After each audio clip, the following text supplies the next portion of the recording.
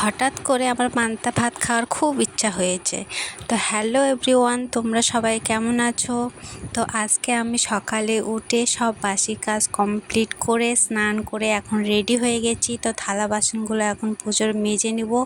তারপর ফুল আগে থেকে আমি রেডি করে রেখেছিলাম, তো এখন পুজো দিয়ে দিব। পুজো আমার কমপ্লিট, এখন আমি বসে গেছি পান্তা ভাত। কালকে ভাতে জল ঢালা ছিল, ওগুলো নিয়ে বসে পড়েছি। আমার আজকে কী যে হয়েছে তাই পান্তা ভাত নিয়ে বসে পড়েছি। তার মধ্যে আমি বেগুন ভেজে নিয়েছিলাম, এক গাছ পান্তা ভাত আর একটা কাঁচা লঙ্কার কামড় আর পেঁয়াজ, আর তার মধ্যে বেগুন ভাজি। ওহ, অসাধারণ খেতে।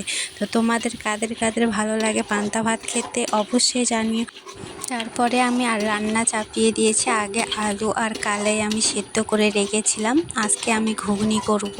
তো পটল আর বেগুন ভাজি আগেই করে নিয়েছি, এখন হচ্ছে ঘুগনিটা করব। তো আলুগুলো আমি কষিয়ে নিলাম প্রথমে, তারপরে এখন আমি ঢেলে দিচ্ছি কালাইগুলো। ওইগুলো আর একটু কষিয়ে নিতে হবে।